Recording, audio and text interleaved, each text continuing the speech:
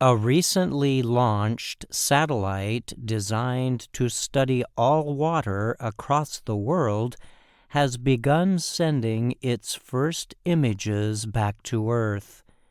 The American Space Agency, NASA, says the satellite is expected to measure the elevation of nearly all water on Earth's surface.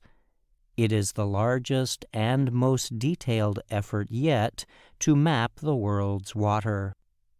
The satellite is called SWOT, which stands for Surface Water and Ocean Topography.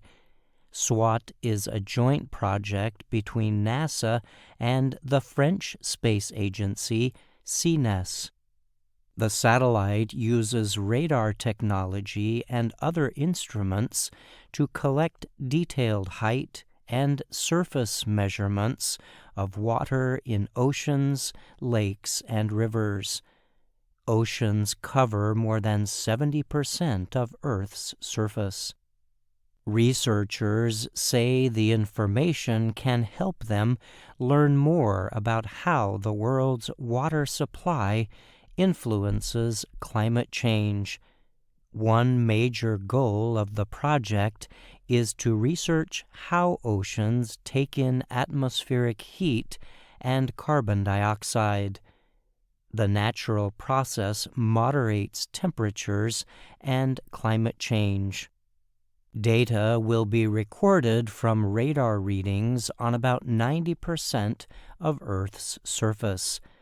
Such data can support efforts to learn about ocean currents, predict the weather, and control freshwater supplies in areas with little rain, NASA says. The information is also expected to assist communities as they seek to improve and manage their water resources and prepare for floods and other disasters, the researchers said. NASA Administrator Bill Nelson spoke about SWOT's activities as the first observations of the world's water supply arrived to Earth. SWOT's advanced imagery will empower researchers and advance the way we manage fresh water and the effects of sea level rise across the world, Nelson said in a statement.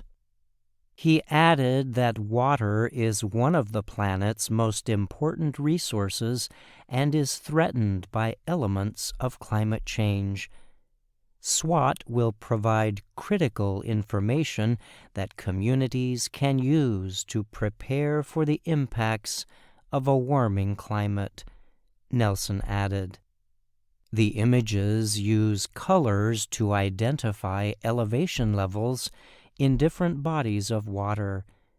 In one example of its first work, SWOT measured sea levels off the coast of North Carolina and Virginia.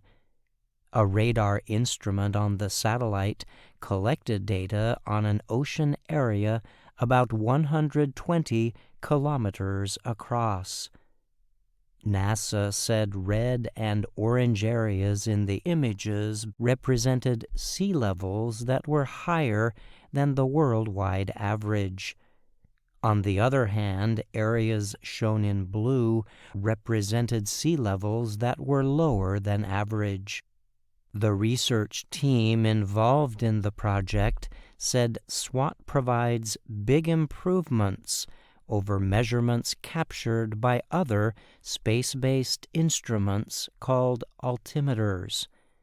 Those instruments are only able to look at a narrow area of Earth directly beneath them. But NASA says SWOT's instruments are designed to observe sea levels across much wider areas. SWOT's radar instrument can also collect data through clouds and darkness.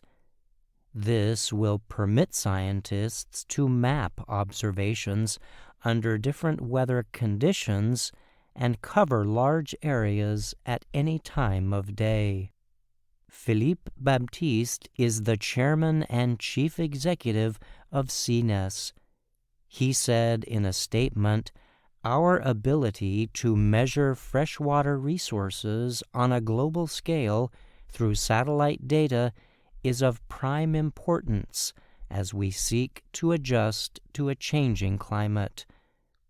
He added, "The first views from SWOT give us a clearer picture than ever before. These data will prove highly valuable for the international community in the fields of hydrology, oceanography, and coastal studies." Parag Vaze is a SWOT project manager at NASA's Jet Propulsion Laboratory in California.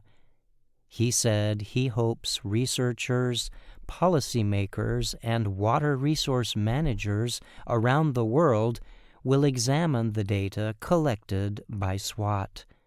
The satellite took years to develop and build, Vaze said, and it will collect information on bodies of water across the globe, data that will be freely and openly available to everybody who needs it.